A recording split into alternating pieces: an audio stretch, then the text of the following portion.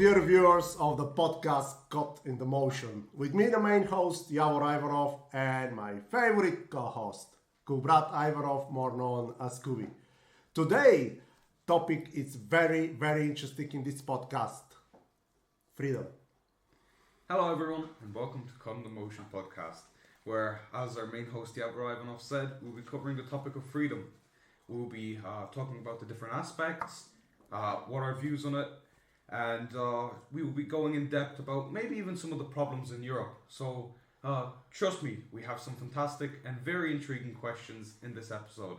So hello, how are you? I'm good. How are you, Kubi, today? I am very excited about this topic and looking forward to discuss detail about it. Yeah, so am I. I'm thrilled. It's always a pleasure to record a podcast with you. And even though now we haven't had any guests from our last episode, I believe that today's episode is definitely special. So, to start off the podcast, my first question towards you is, what is for you freedom? Like, what defines it? Freedom maybe for everybody is different. For me personally, freedom is when you can have a free of speech, for example. Even though maybe many people won't agree with it, but to be able to express your opinion in different topics and subjects, and also to exercise your vote when it comes to, for example, if the state or in our case EU goes to, to different actions, to be asked, like in Switzerland with a referendum when it comes to these big topics, big decisions, to be asked the citizens what they think of it, because it's involving the destinies of many people. But generally speaking, that's what is freedom. Freedom to work, freedom to be able, if you want to go for a walk 3 o'clock in the morning, and don't be afraid of that somebody will attack you, which in that sense we are deprived. Yeah. We're living in a society that the fears are everywhere. Yeah. And when fear is there, you're deprived very much from freedom. Yeah.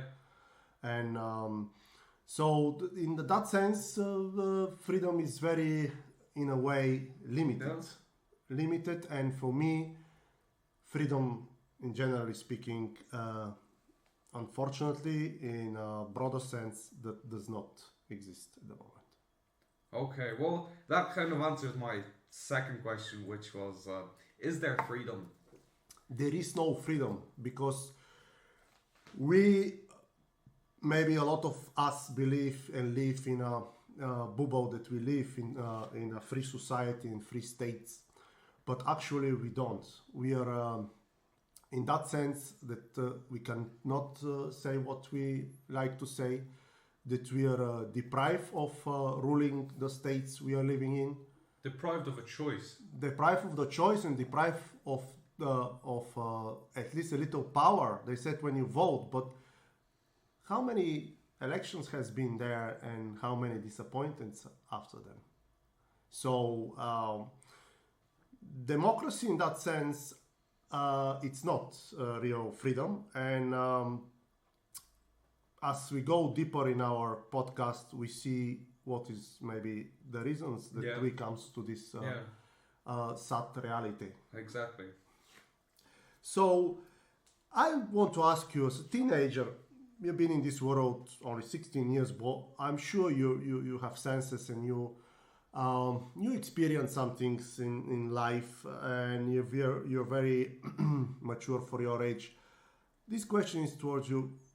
Have you been deprived of freedom? Well, yeah, I'd say I have, especially first, obviously, the internet and real life is two totally separate things, but they're both two platforms where you can express yourself. Now I'm just going to start off with the internet because it's short and simple. You write or say something on the internet that they don't like, it's gone. I've had hundreds of debates, like serious ones. It's not us just using bad language, exactly, and just expressing hatred towards one another. No, it's political opinions, it's the way you view things, or even in certain events, like even the matadors in Spain. I viewed my corrida. exactly, and I was going ahead and talking about it, and before I knew it, half an hour into the debate, my comments were gone. Now, if you're going to be trying to use the internet as a platform to express your opinions, and even if people disagree, isn't that what freedom is? That opinions clash, and you can, in an intellectual manner, go ahead and debate it out, and you never know, you could stand corrected. But the fact is, just because they don't like it, they just take it away, as if it's never been there.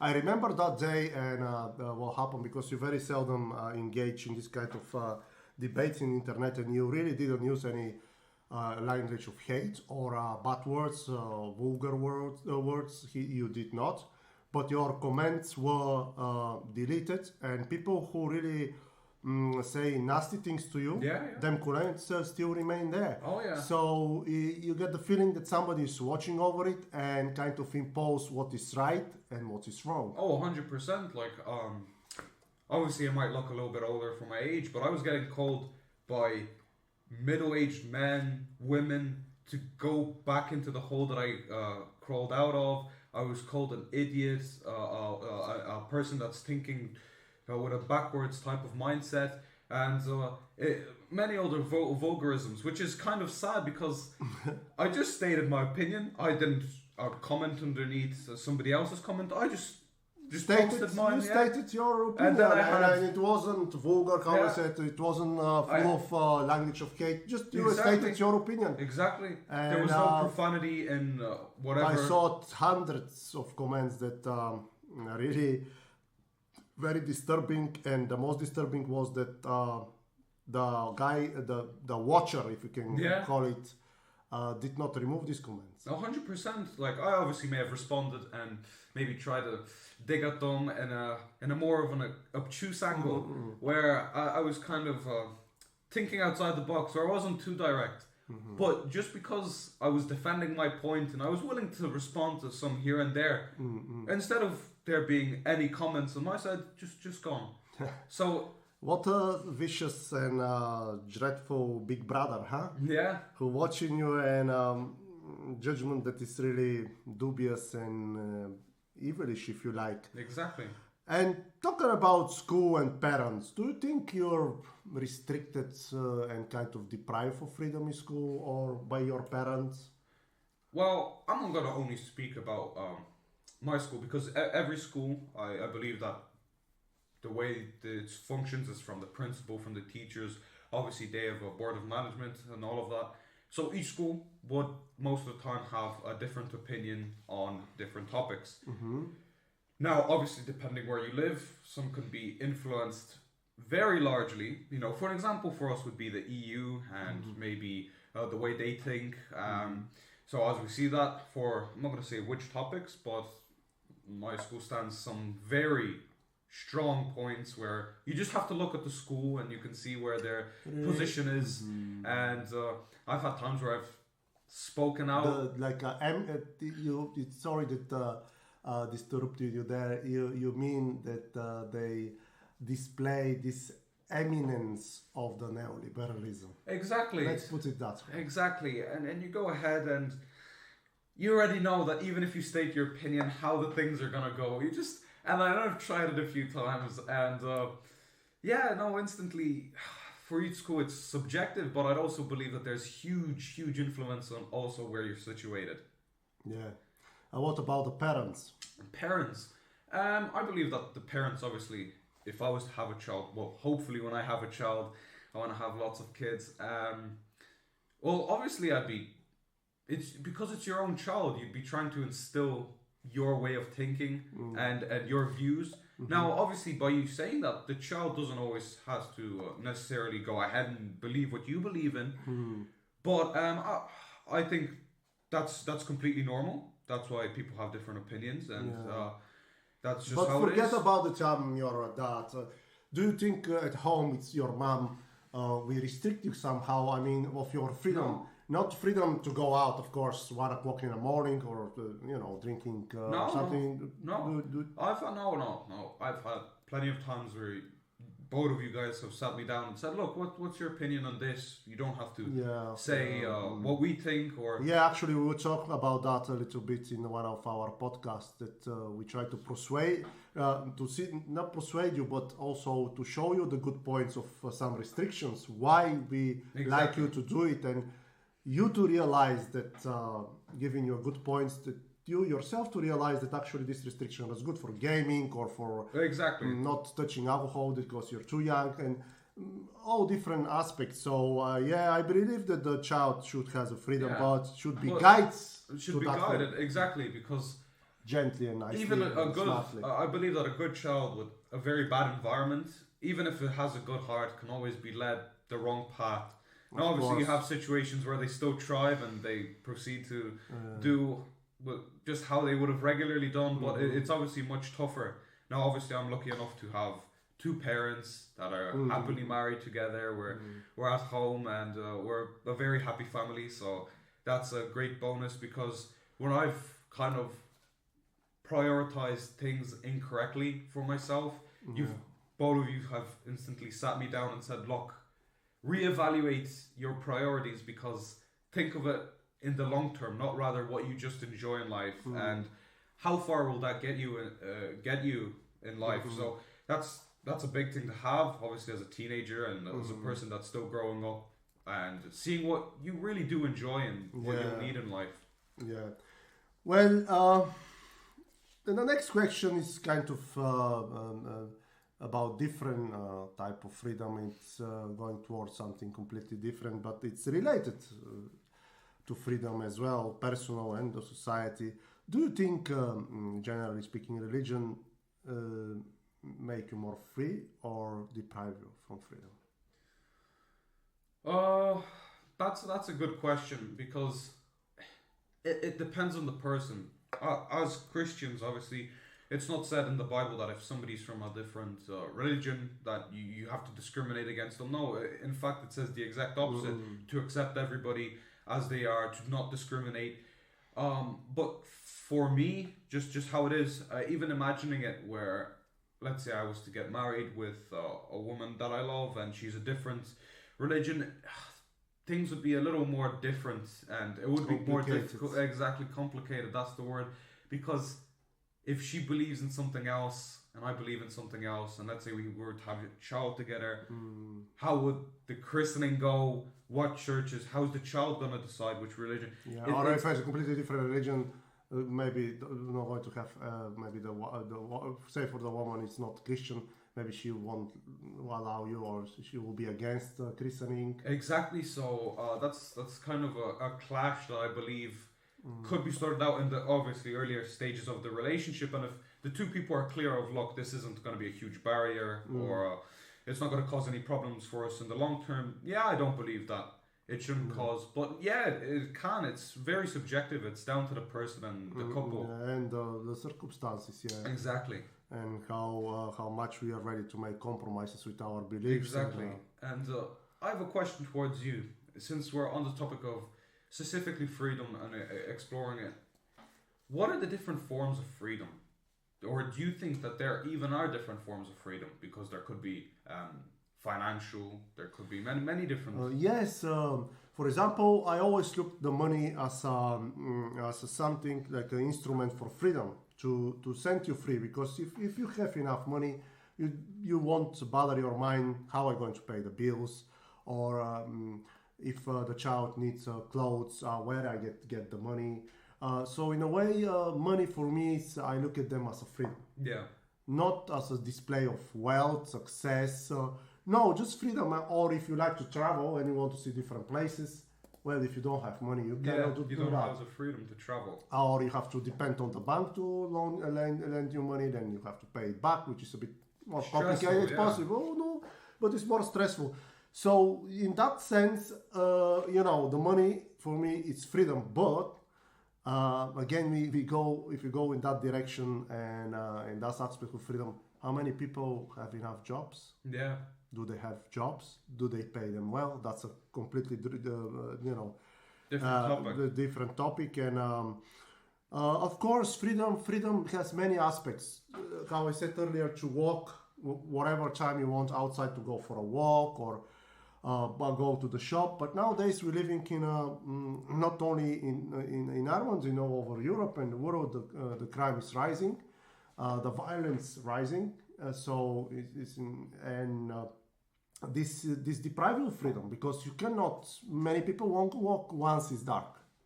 Yeah, no. They're afraid that there will be a attack, robbed, or just for fun. Some people attack and thugs attack you for fun and beat you up. Or a lot of cases, people died. Yeah. And recently, we was witnessing that not only in Ireland, outside of Ireland, across Europe, in United States, even very bad example for that.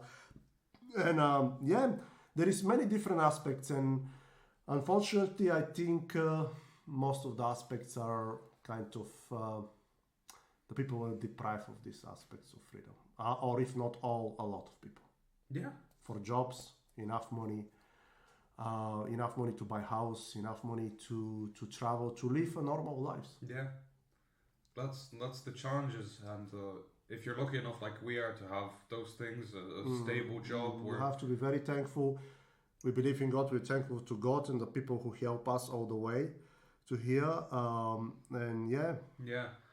So my next question, kind of bouncing back off the religion, do you think that if there's any different religions or just religion in general, that it kind of adds complications to your life, or it restricts you in any aspect of life? I give the example of maybe if there's a relationship, that it could make things more difficult and convoluted, but it can be a problem. But how I said earlier, if you compromise, say you married a girl which follow Buddhism and you're a Christian, but I'm sure to how the Irish people say, if it's a will, there is a way. Yeah, exactly. So I'm sure that can be worked out if you're open for compromises and don't offend the other person, religion. A complication, yes. For example, complication, but in a positive sense. And for example, when Christians restrict themselves for certain foods during especially Orthodox and Catholics, during the year because of the special dates and special celebration, that can be difficult. But in the end of the day, this difficulty bring you more free to get closer to God. For this who believe, who doesn't believe, it's not a problem. I mean, for them it doesn't occur this problem. But generally speaking, I think religion does not restrict you. More you impose this restriction on yourself. But in the end of the day, you feel better that if you didn't fail this. Not exactly a restriction, I don't think is the right word, but this kind of self-imposed discipline. Exactly, because self-imposed discipline of your spiritual life, of your mental life, how you live your life. Because obviously we're Christian. What's taught in the Bible is, if you're not going to do any good, don't do any harm. Yeah. So exactly. If you're not willing to, let's say, accept everybody as the way that they are, just don't go ahead or further. Obviously, you have the main ones: don't kill, don't steal, don't cause any problems, don't make people miserable. So if you look at it, those things that you're self-imposing on yourself, it's good things because you're staying away from the bad things. You become let's put it simple. The most simplest way, you're becoming better person. Exactly. You maybe become, if you're a man, better husband, better neighbor. Better worker, more honest person. So I think this self-imposed discipline or moral guidance from the Bible or from the Quran or whatever religion you are, in most of the times as a Christian I can talk about the Bible, they have a very positive outcome. Exactly. And I don't understand why people, I know any member of the church, any church in the world had bad members or bad leaders, and they gave bad names to these churches. But I still don't understand people who hate so much some atheists who don't believe, and they hate so much people who believe, and they look at them down, which I find it a bit disturbing. And if you like, it's not fair, because everybody is free to practice or not practice the religion. But to hold guilty the whole church. Doesn't matter which church, for the bad doing of one leader or two leaders or 10 members, and brand them as a dreadful organization, prejudice, this prejudice. I don't understand it, and I think should not be accepted. Exactly. It was a great answer. Now kind of shifting the momentum away from religion and digging into a different type of topic. The main goal of the EU is human rights, so that you are accepted equally and you're given the equal chance and opportunity, regardless of your ethnicity, race, skin color, or whatever background you come from. But don't you think that by giving certain refugees from a nation the special status, doesn't that go against the fundamental principles of the EU? Wonderful question. And yes, EU,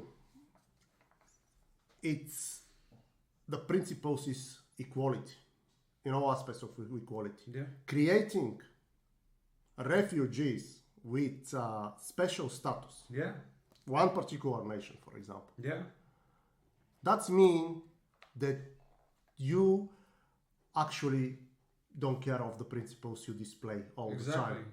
And why EU was created, one of the fundamental reasons EU was created for equality. Yeah.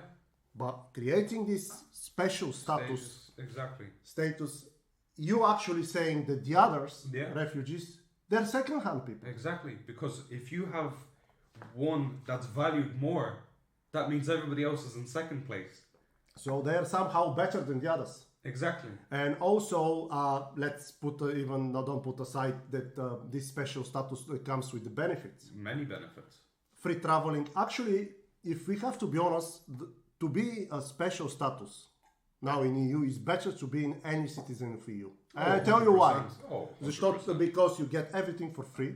Yeah. You can travel like every citizen of EU. Healthcare,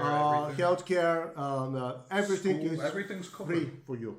So rent, everything, healthcare, rent, traveling, anything, and you're protected by law, and you're saying yes, you're more special than anybody else. Yeah. Even not only more special for the other refugees, you're more special even for the citizens of EU. Exactly. And this sparks a lot of anger among the nations in EU. But here again, we comes to the question of freedom. If the citizens of Europe were asked about this decision of the EU institutions and the parliament, they haven't. And again, it's pop up the question: is that freedom? There was no poll, there was no vote, there was nobody where you can even gather the statistics of which nation agreed on this and the percentages of that. So, in that sense, don't you think that this gives EU a hypocritical face as they're going against what they're preaching? Very much so. And this is not the first time. EU also, the EU Parliament, they start to sponsor wars. Yeah. And once you don't ask your citizens, do they want to go to war and sponsor the war and suffer from the consequences of the war? Yeah. Again, it's pop up the question: where is the freedom? Exactly. Everybody's very much financially affected by the wars that they're sponsoring, the sides that they're taking, because realistically, nobody wants to be included in a war because you're going to be sacrificing and suffering if you agree and you're willing to do that. But if you're not getting asked and you're getting put into this hole.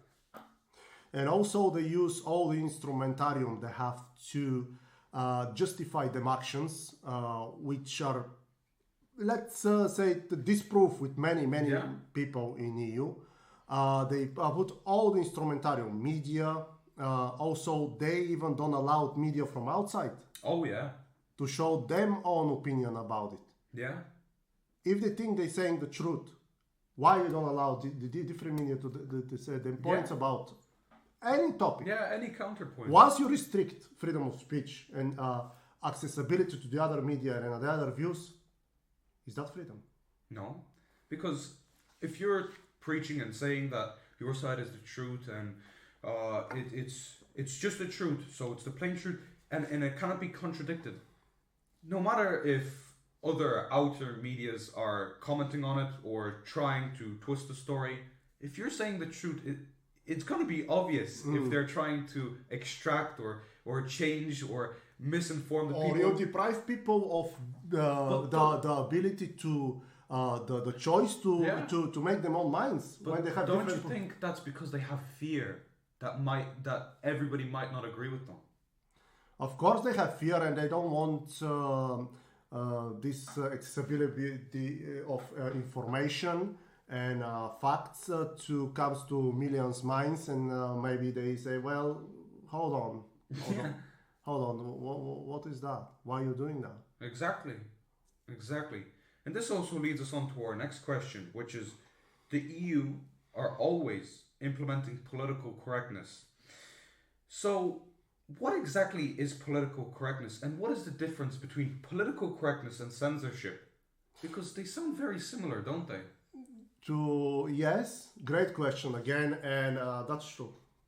There is no differences between two. So in censorship, you not allowed strictly to display such opinions, to talk about some topics and subjects. Political correctness is the same, but I think they were looking for something that sounds better. Sounds better. Political correctness and censorship is the same thing. Now in EU, you said, no, well, that's not politically correct. Yeah. This is not politically correct. That is not politically. Yeah. So, and you're actually prosecuted for most of the. Isn't that? You're prosecuted. If I'm not going to go into some subjects, but if you open your mouth about subjects without violently talking or using bad language, saying, "Oh, hold on, you can't say that. We call the police to arrest you." Freedom. Where's that? Political correctness and censorship is the same thing. 100%. They were blaming before the communists for restricting people to talk about such subjects. That they try to model like a Play-Doh to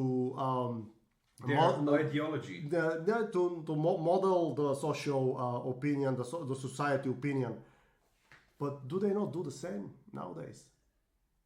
Political correctness is a sister of the censorship. 100%. I don't know which one is more vicious and terrible. And a prime example would be with Viktor Orban nowadays, with the way he goes against some of the laws that, he goes against them because that's how his nation votes for it. Even I brought it up sometimes in we won't call them arguments, we'll call them debates. Just debates, plain debates. And instantly when I bring up Viktor Orban, everybody, adults, those are not people my age, because I don't think they know what's going around them. I haven't had a debate yet about this for people my age, and instantly these are fully grown people jump up. Oh, he's a dictator, he's a fascist, he's this, he's that. So instantly it's like they're instilled with this negative and just straightforward hatred against him. And the funny thing is, I go, okay, you say this, you say that, you try to back it up with very subjective information that you found, and even the EU, how they're posting it, they're saying that he's going against the law. Now, he's not going against it because the main idea of the EU is everybody has a vote, everybody has a voice. Yeah. He's been elected 4 times with especially in the last one, where everybody created a big coalition to go against him, and the people still voted for him as a president. He won the 4th time in a row. So it's evidence that he's definitely not the one controlling a whole nation, because it's getting voted, and all of those laws that he's saying that he's going against, and that he's disrupting the flow of the EU and the way they think, well, it's his country's people that are voting for it. So does that mean we should go ahead and speak badly about a whole nation? Yeah, even my memory is not hazy about the year, but I think 2007 was proclaimed as a year of dialogue, because the EU believed that with dialogue can be achieved agreement and consensus consensus between different countries and problems in the society in general. Well, but you know what? With Viktor Orban, the rhetorics of EU is very predictable. Anytime somebody goes against the EU policies or political correctness, Yeah. they are branded as dictators, corrupt. For example, in Bulgaria, Bulgaria had one of the most corrupt prime minister ever, and even the children know that he's corrupt. Everybody knows that. But the EU supports him fully. Yeah, saying he's a fantastic leader. Fantastic. With the dialogue, going back to the dialogue, do we see in dialogue in Europe? The war is continued. So the dialogue, it's continue with weapons. 100%. So that's again giving EU the face of EU very hypocritical face. Yeah. And, it's ugly. Yeah. It's distasteful, and actually for people who likes freedom, it's can lead you to It's a bit insulting. to such a bad feeling that you can puke. Yeah. But it's very funny because they're always talking about, censorship is horrible, censorship this. But the only difference, this is the irony behind it, is that political correctness and censorship are the same thing, just labeled differently. So the one thing that they're trying to evade, they're actively are in it. So very well said. Very well said. And to finish off the podcast with the last episode, everything that we've just spoken about, does that affect the EU rhetorics? Sorry, can you repeat? Does that affect the EU rhetorics? The rhetorics. Rhetorics of EU. Of course. The rhetorics of EU, it's as I said earlier, it's very predictable in 2023 because every time somebody disagree with them, no matter it's within EU, like Viktor Orban, or outside of EU, they're always branded as criminals, corrupt, dictators. Yeah. And the rhetorics of EU, it's really also, sorry for the strong word, disgusting. Yeah. And to be honest with you, I don't watch anymore propaganda machine, the production of the propaganda machine, because first, they're not interesting anymore. Yeah. I lost trust in them, and it's just becoming so predictable that actually you better turn and watch some animation film. Yeah. You're better off. Yeah, but even if you could look at it at this scale, that if people are willing to control, and even just giving an example of my comments, such a small thing on an irrelevant post that realistically won't affect that many people, and if it was to affect some people, it might hurt their little fragile emotions that haven't obviously fully developed, even if you're in your already middle age life. And if they're that fragile and they're so even obsequious, you could say, that they're willing to go ahead and control what I say, even though I'm not offending anybody, I'm just stating my own thing. Imagine the scale of control that they have, not just from the internet, but really. And again, I fully understand you, because I was banned from for Facebook for 6 months because expressing my feelings, but and my thoughts towards some corrupt person, but I don't want to go deep in that. But I experience the same thing like you.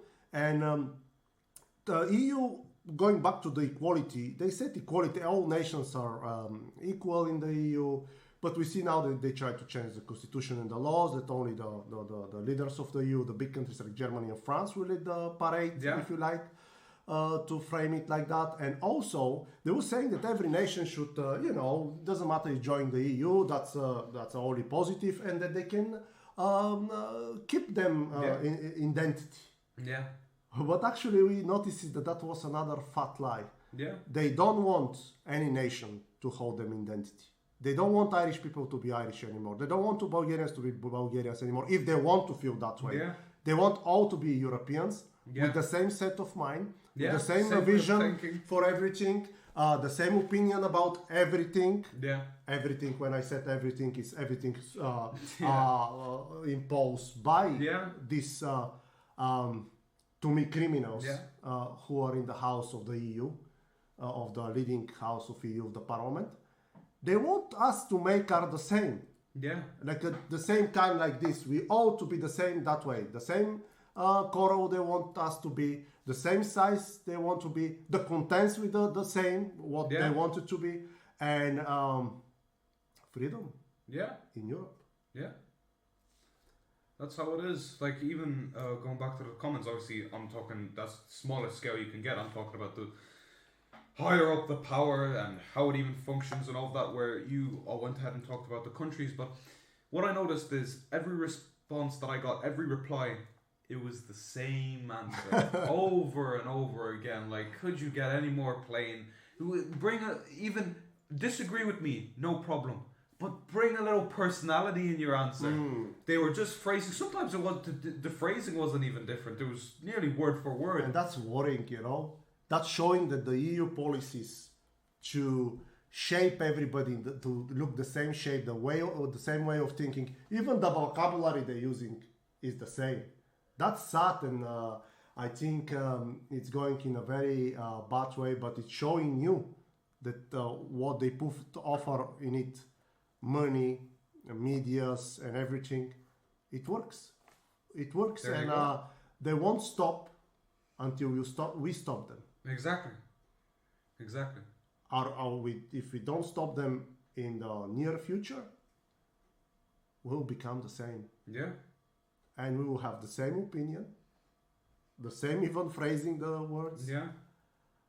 It's same- like same little way of dolls coming from the factory. The same same, color, exactly. the same shape, the same empty eyes, Yeah. deafness. So for so Accepting many things. everything. Accepting everything what they show you yellow. They said if we show you yellow, that's the best color. You say yeah, the yellow is the best. Yeah. They show you some dopey and say this is a great and wonderful man. You say Yeah. oh yeah, he's wonderful. He's fantastic. And they won't stop until they succeed. Yeah, and that's what they do. They're trying to, even it's. You look at children, right? We'll say young age. You look at children. You can say, you ever ask? Obviously, we have a younger sister. You have a daughter. You'd say, obviously, she's grown past that stage. Fill a cup of water. She goes, why? She goes, are you watering the flowers? Are you drinking it for yourself? So many questions. But now the older people get, the less questions they ask. The less they question what they're even being told. So that's what we're seeing, that in the TV, rather than instantly accepting what they're saying, where is that curiosity and where is the critical thinking? Exactly, the critical thinking where you're questioning, even if you come out to the same outcome where you agree, just for a split second where you stop and say, okay, but what is the alternative? yeah, Why are there is like any that? or other arguments? Are there any other sources that would speak differently? Is there any information that is not changed but just hasn't been mentioned? And then once you do that quick evaluation, you'll see if you will agree or disagree. But now what's happening is that's gone. That skill's gone. It's gone, and I go back again in communism. I lived 13 years there, and you couldn't talk about some topics and discuss some things. But what is the differences today? They crucified of the idea of communism. They demonize it, but setting their freedom, the neoliberals, we're putting the coat on our shoulder of slavery. Exactly. And they're not much different, and I would say even much worse. But as long as we exist, and people like us who has critical thinking and approach things, I think if even this little freedom that it's still existing will be there. Yeah. But we have to be very vigilant and really we should try to stop them. Yeah. I think that's a great way to phrase it and answer it. which is a good way also to end the podcast. So it was a pleasure recording and speaking about these many aspects and topics of freedom. Thank you very much, Kubi. Great podcast, I think, and a great topic to discuss. Yeah. And to anybody that's watching, if you enjoyed the video, hit the like button. And if you want to see more from our channel, hit the subscribe button. And if you want to get notified for any new upcoming videos, hit the notification bell, and we'll catch you in the next one.